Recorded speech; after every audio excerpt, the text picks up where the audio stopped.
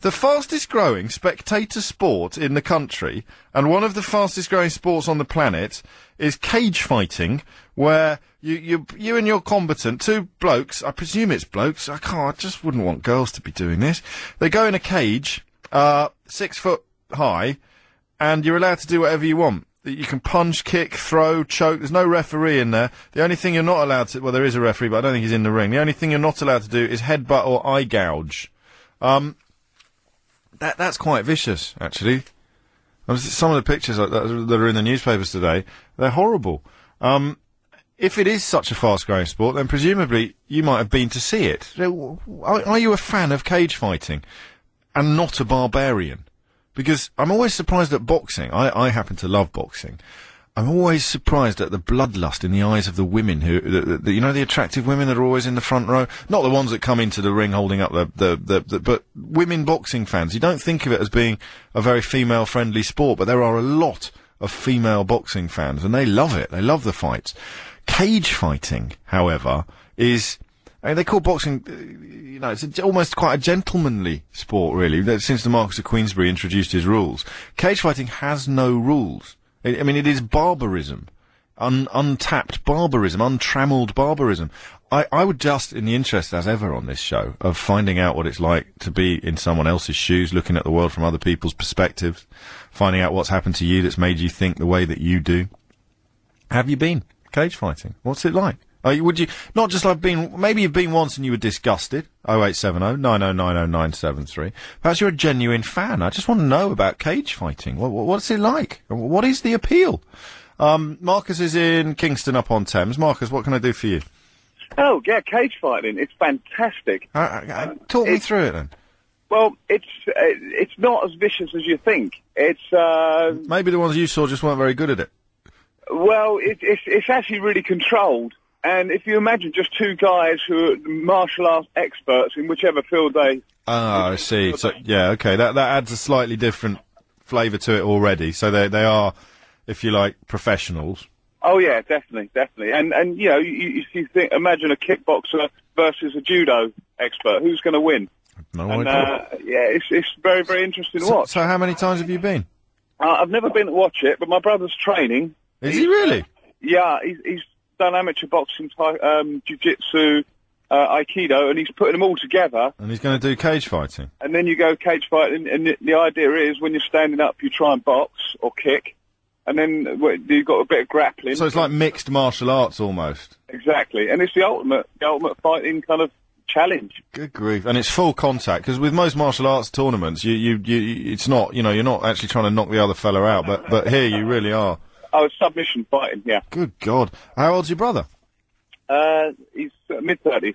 Mid-30s? He's my age and he's taking up cage fighting? Well, yeah, but Buy him a fishing rod, Marcus. But don't forget, you've got to have a couple of years boxing experience, a couple of years jiu-jitsu, and a couple of years... background. Styles, Well, you live and learn. Well, your mum's not going to go and watch him fight, is she? She's still with us? She is indeed, yeah, but she does freediving, so, What a family. Sammy's in Wood Green. Sammy, what's this all about? What do you know about it? I'd say the punch is actually an extension of a word, and the whole game is evolved around where we stop. It's very safe indeed. I mean, it's all about where we stop. In other words, we don't continue on until the person's unconscious. Do you do it? Or watch it? I compete myself. You're a cage fighter? Yeah, I've had 33 fights, and I'm still in one piece. I'm not even hurt. How many of them did you win? 11. So... You got a 1 out of 2, 1 out of 3 hit rate. Yeah, but I don't have a manager and I don't build a Mickey Mouse record. I pick fights which I'm not sure about winning. Some fights which are tough, which I'm testing myself. Fair enough. I don't lose time. Fair enough. So you haven't got some promoter building up your kind of back catalogue? No, I actually breached my contract with Cage Rage because I took on fights on smaller shows. So blimey. So are you quite a well-known cage fighter then? I'd say I'm only as good as I am, and I think I'm pretty good. What is your cage name? Do you use your real name when you fight, or do you have a... Yes, Sami the Hun Berik. Sammy the Hun? Yeah. Berik. Attila the Hun. Yeah, no, I like it. And how long have you been doing it? For about 4 years now. But it's along the way. I mean, I've met so many people, and they're like reunions, these events, where I see people I've fought before. Oh, mate. I've just had an email from Jeremy Bad Boy Bailey. He's holding his own event in February. Right. And my purse will be going to Big Issue. Oh, really? You're dedicating your money to the Big Issue for the fight that you're going to have in January? Yeah, I mean, I'm not doing it to sugarcoat to everyone else. I'm doing it for myself. It's on a calmer level. I mean, I can't justify it to myself to hurt people just to improve myself. I mean, I see it as improving your arguments. You could have an argument in very many different ways. I would never have... I tell you what, Sammy, I'd never have an argument with you, my friend. No, but even if we had an argument, you could know safely that I'm never going to hurt you, so you could go all out and have a good argument with me. Oh, I see what you mean. So that's what I do, but but not in a physical way.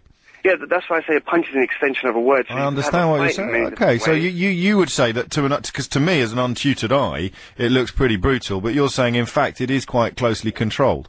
Yeah, I mean, the whole game is evolved around where we stop. I'm so careful. Like, in my fights, I had a fight recently against Dave Lee. He was a UFC fighter, but even though I beat him, still, when he opens his mouth to say anything, I'll be with a notebook, you know, taking notes, because on the grappling level, on the jiu-jitsu level, he's far better than me, so I'll look to still learn. It's about learning to learn. That's amazing. What was your martial arts background then? What were your sort of more I've done Wing Chun since I was 14 till I was 20. Windsurfing? Wing Chun. Oh, Wing Chun, sorry. Yeah, and then I've done Tai Chi before. What's Wing Chun? Wing Chun is basically, it was evolved around actually... Don't set off the basically alarms. No, Sammy can say what he wants, alright? Leave it. If you want to say basically, Sammy, that's fine by me. You just repeated it a few times as well, so you're in on it. So Wing Chun, Tai Chi... and Brazilian Jiu-Jitsu in the last year. That's the amazing dancey one, isn't it? No, that's capoeira.